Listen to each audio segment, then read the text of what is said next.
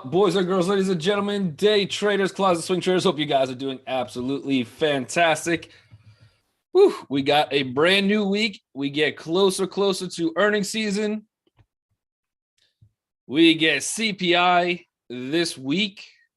It's going to be a big week. Strap in because it's going to get fun this week for sure.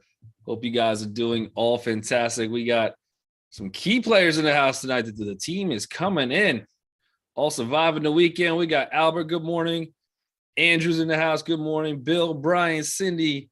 We got Jenny, Greg Hill's in the house. GWJ, Joe, John Miller.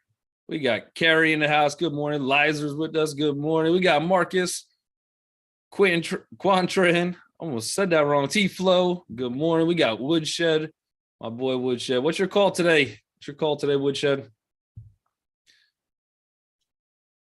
He says up today. All right. Well, let's see. Let's see if I agree. Let's see if I agree with that sentiment or not.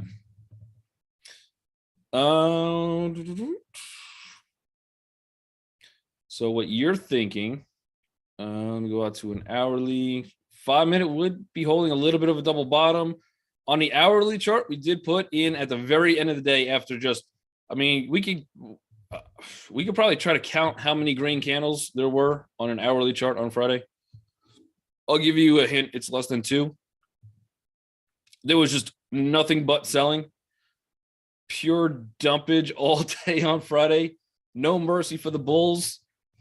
That being said, we are getting a little gap up. We did have a bullish engulfing candle on Friday at the very end of the day. Again, I don't know if I trust that one specifically, but it is a bullish engulfing candle. I could even see probably we're at a key spot right now. So we're about to drop out of or break some level of liquidity from Friday. If we open just slightly higher, we will have some kind of resistance come in, probably somewhere around 364.44. We still have yesterday's or Friday's, looks like intraday developing VPOC sitting 365. I agree. I think we could move higher. I don't know if I expect a massively bullish day. And think about trading and investing for a second. If you're a day trader, you want to find spots where other people that have different time frames want to also get in that trade. Right? That would just boost your odds. If you're at a key support level and you have some people in the trades that are like, hey, this is a good swing trade spot too. And then you have long-term investors going, yeah, I like this valuation. You have multiple people buying for different reasons. Same goal, but different reasons, right? They're all buying to make money. They all think that that's a good spot to do it. And you get that extra boost, that extra momentum, which it says the highest we get is 275 on the Qs.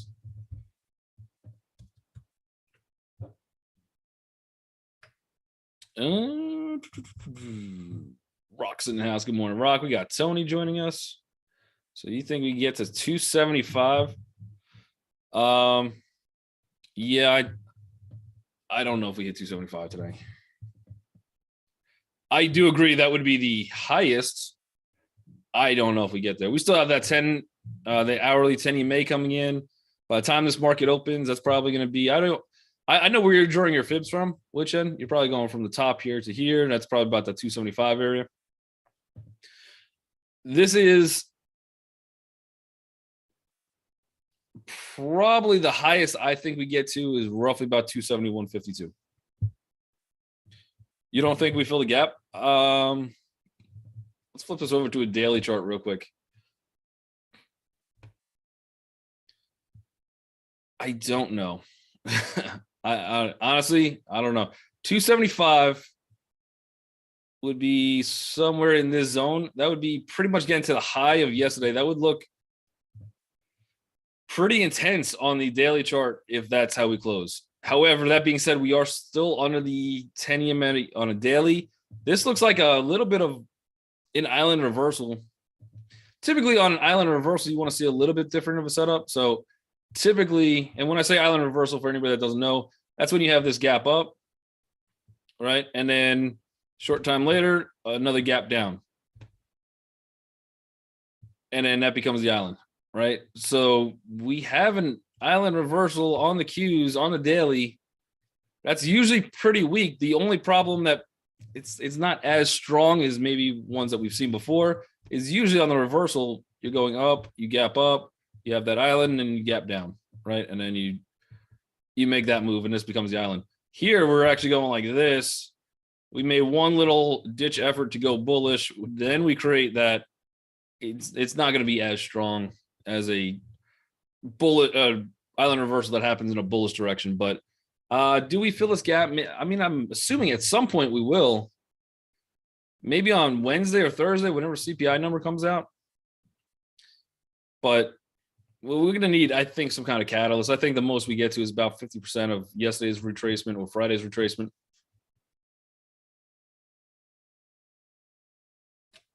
But yeah, that's an island reversal. It's just not reversing much. It's just kind of continuing the path.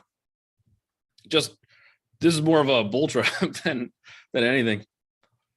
Matt says, I was reading about the bearish island reversals. It said something about having 2 island reversals before heading down.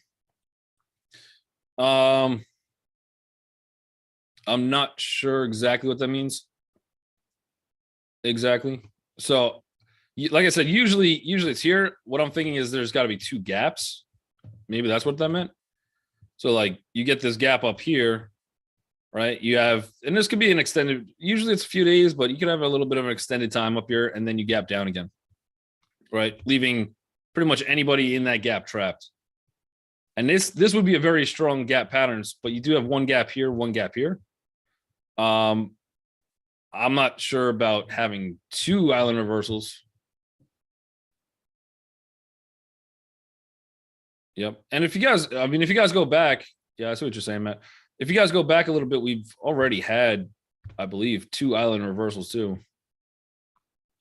I don't know if it was on the Qs, the SPY. Yep. So you have another one that's over here, where you gap up here, and then you gap down here. So this was another island reversal, and this one's much stronger just because of the amount of bullishness that went into it. So this one's actually reversing. This one, I guess we have one green day, and then you would put in a little island reversal, and then you come down a little bit. And then the second one was actually over here somewhere. This one over here. So this is probably a little bit similar to what we've seen, right? So this is our gap up right here. There's our gap down that creates, this is our island. And we did drop pretty significantly from there. We did create new lows.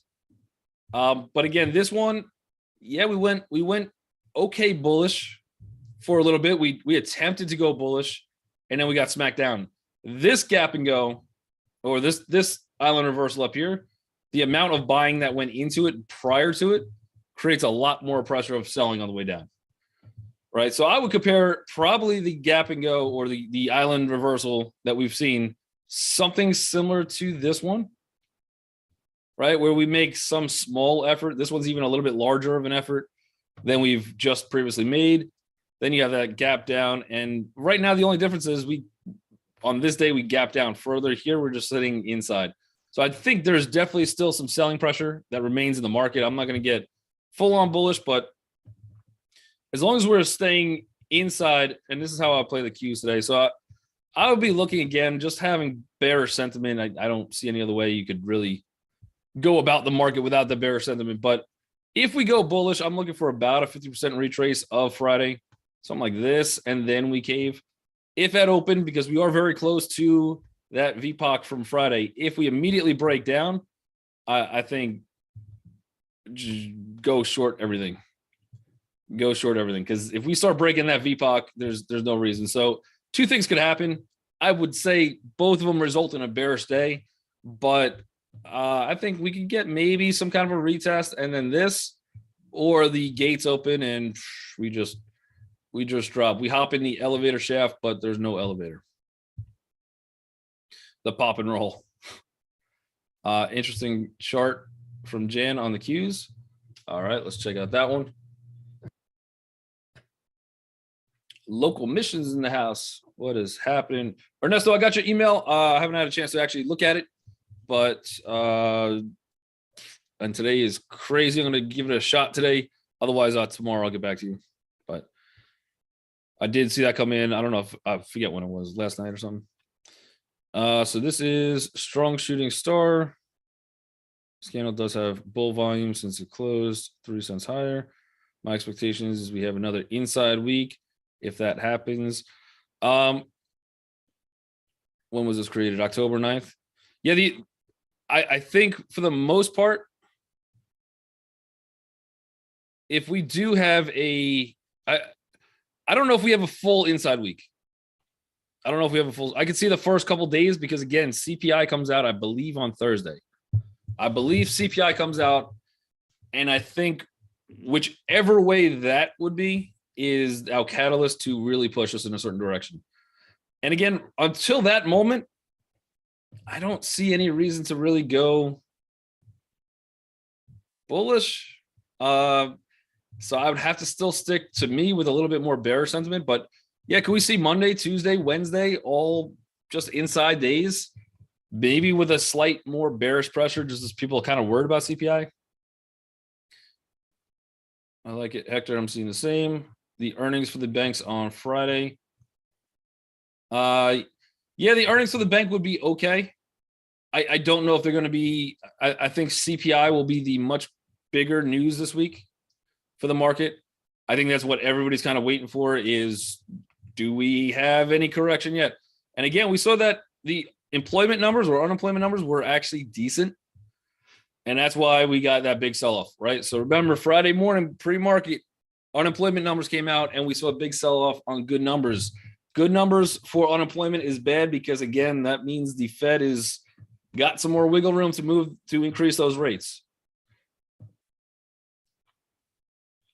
So that's what the market doesn't want to see those rates being moved that much, or at least they want to know some kind of end goal for that, to be sure. And we don't really have that time frame yet, so we're not 100% sure on that. All right, let's see.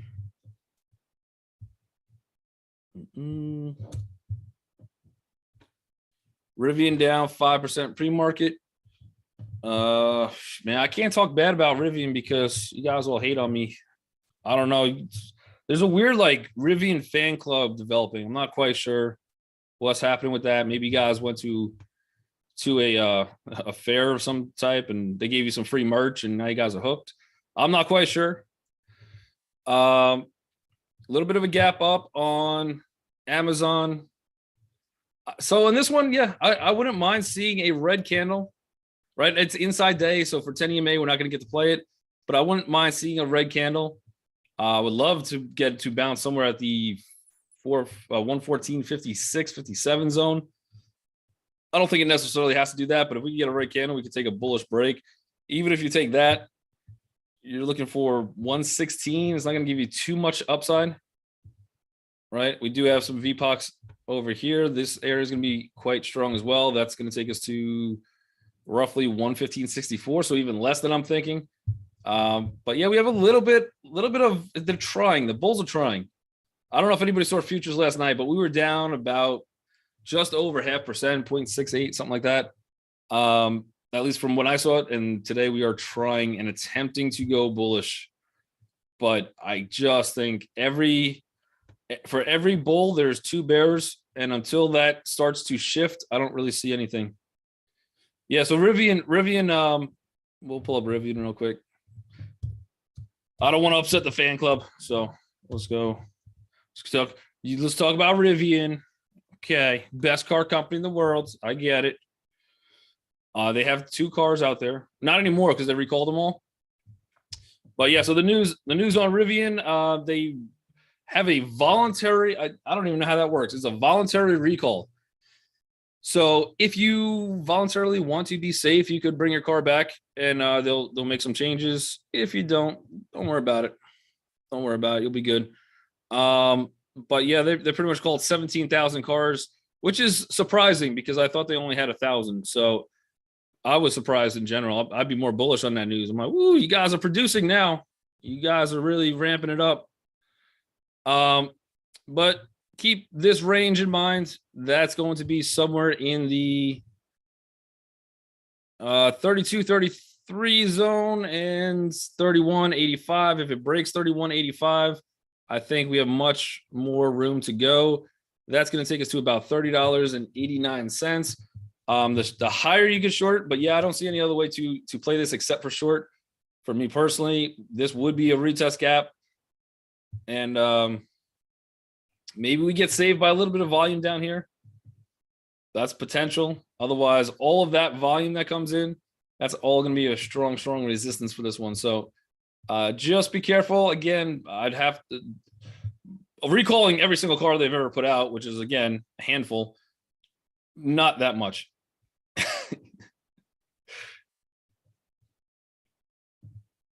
Jose says I can't say that. I know.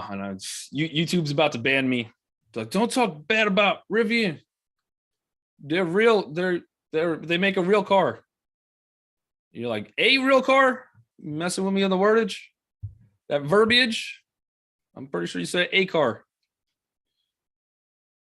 Apple holding as of now a little bit of support. That 10 EMA on the hourly is going to come in. It's going to cause issues for the bulls, I would assume. We still have the VPOC trending down at this point. Even where this VPOC closed, where that's pretty much 1, 2, 3, 4. We go back to here, five different key levels that were underneath. The only saving grace on this one is that we technically did put in a higher low on pure nothing else but VPOCs. Maybe that's good enough to create some kind of double bottom. I wouldn't touch Apple. I wouldn't. Not at this price, not at this valuation.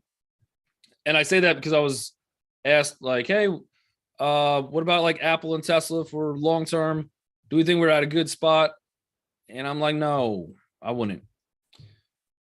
Keep in mind, I do own some Apple. I don't mind buying more Apple. I think if we do any type of recession, depression, just the world's on fire, Apple will be okay. I don't think they go anywhere. I just think a lot lower would be a much better entry price for the long term. Would I grab some puts? I would if I could get maybe. It's a good question.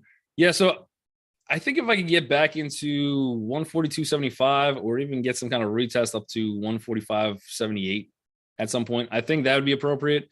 I could also see myself if we start closing underneath the 139.73, I might buy some puts too, just to play some of that downside. If we're not going to break this Friday VPOC, I probably won't take a put. Like I'm not going to take a put probably right out of the gate. I'd want to see that break first, and then maybe I'll take some puts, and just to avoid maybe there's a double bottom or we get some kind of crazy hellish bounce and something like that. But yeah, I probably wouldn't get the puts yet. I'd just wait to see kind of how today plays out, I think. All right. This is the video. I just changed to Think or Swim. Where do you find those tutorials? I believe in the very top section, you see monitor, trade, analyze, scan, market watch, charts, tools.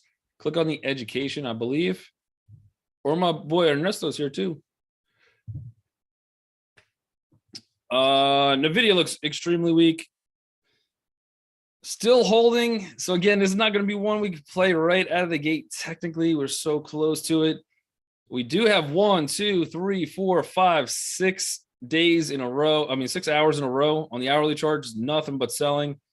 We did get one green candle there, but it was at the very open, so that makes it even weaker. Again, I would expect some type of bounce, although we're opening below the last VPOC. How much is this going to bounce? I don't know. We do have a little bit of a hammer. Obviously, toward the end of the day, we got some extra volume in there on that last candle. Getting some kind of a break. I think something like this would happen. We're not even about to break it yet, so we're opening inside that last candle.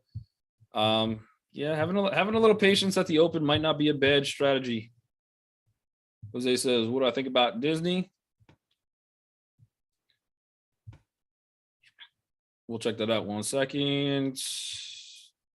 All right, AMD, we get to play out of the gate. Again, I wish there was a little more bounce somewhere. Technically a retest gap as well. On this one, I'd have to wait for that retest. I would probably be leaning more bearish than bullish. If I could catch this one somewhere around the 58.42 zone, that would be my spot to look to go short. I don't see much support for Amazon. I don't see any real, I mean, we got to get to a monthly chart, I guess.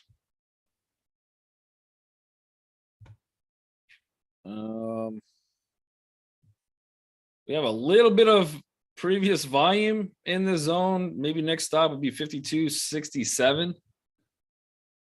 I guess that would hold. Again, there's some volume in that range, not a whole lot.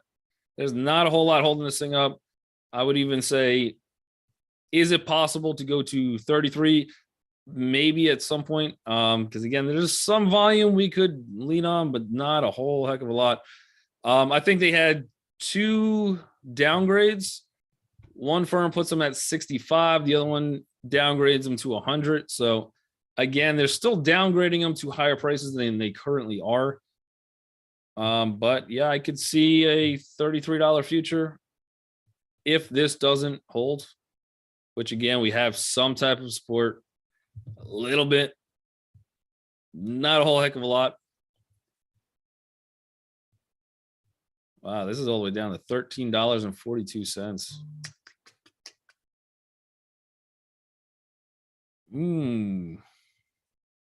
Could we see AMD at $13.42? I know that's a territory you guys don't want me to deep dive down into, but maybe. Only heard half, didn't sound great for AMD and NVIDIA. No, they're still very, very weak. Juan Pablo says, can you show the indicator that you're using on your chart? Yep. So you guys are able to get this one. There is no cost, but I'm guessing the one that you're talking about is this volume. This is volume profile. This one is through the Lux Algo indicator. So if you type in volume profile Lux, LUX, it should come up. It is free for you guys to use, add to your charts. So I'll usually keep this on my chart. Plus, I also have the regular VPOC. I don't really make any changes to the settings on that one, so it's just a standard, whatever it is. But it does give me the longer time frames. So when I'm pulling out the, like for your hourly, I'm seeing, all right, somewhere in the 67, 69 zone for AMD. It's going to be massive resistance. If we could break that one, we're probably heading to 77. But obviously, now that we're on the much, much lower side of that, that's all going to act as some type of resistance, and we probably continue quite lower. That $13 spot on a monthly chart does look kind of interesting. Not going to lie. PPG, nice gap down on guidance. All right, so we got Tesla opening slightly higher. Let me flip this one out to a little bit longer time frame, but we are opening slightly higher. We have our uh-oh zone coming in very, very soon on this one. And again, I don't know how much bullishness this thing's got, but probably looking for some kind of resistance, 228.04 if we do start ramping up. If that breaks, we might have a decent move on Tesla to 233.53. I am in on a swing trade on this one, which is those numbers right there. So down a little bit so far. Probably will get the opportunity to move stop soon, but really just looking for some kind of I don't know if it comes or not, but I was okay taking the risk to reward on the trade. So we'll see if this starts to, probably most likely what happens is this, we get some kind of a bullish move, 50% retrace, one more down move. This is the one that I want to try to survive, but maybe I do, and we can get some kind of a bounce. I'm thinking too about there, but we will see. Albert says, could you show the indicators once more? If it was anybody else, Albert, I would say no. I covered that already, but because it's you, I mean, for you, not a problem. All right, so this is just type in volume profile. And typically, if you actually type in Lux, Lux, you'll see the list of products that they have, list of indicators, and then you can just find the volume profile one. And again, I didn't make any changes or anything like that to that one. So it's just, I didn't customize it at all. All right. So Tesla, yep, looks so far pretty terribly weak, but we got some kind of a bounce. Maybe this one can grab some legs. Here's the volume profile from yesterday. We know that somewhere in this 233 or 223.38 zone is an area that should hold. We have a little bit of a small pivot, but again, that's a lot of selling that came in pretty much from 228.52 all the way down to 228.93, trading a little bit sideways with a small little gap higher. Again, it's not going to qualify for 10 EMA. And I don't know if I don't know how comfortable I honestly feel playing this one out of the gate without the 10 EMA anyway. But right now, I can make a case we might head a little bit bullish on this one. If we could start, if Tesla can clear 224.67, I'm still worried about this hourly 10 EMA, but all of that volume right here on Tesla, pretty much from here to here, is very, very minimal. So if we could start to break, retest something like that, and then I wouldn't put it past us that we could actually have an okay day, all things considering, on Tesla. And we have a pure stop on this one. So right down at that 223.08-ish would be my stop for Tesla. All right, let's see if Tesla wants to hang in. What was the stock? We got Microsoft, MSFT.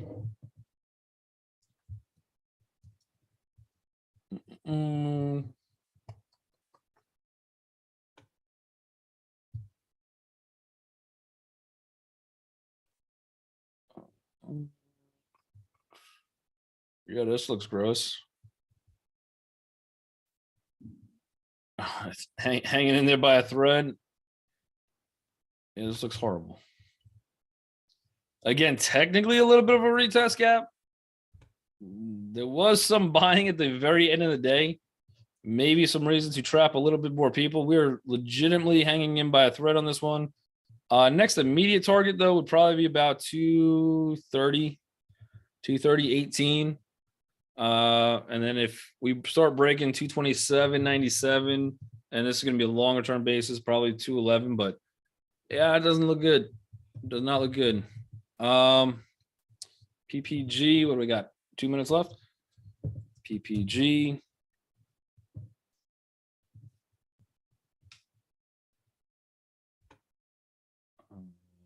Yeah, that looks pretty horrible as well.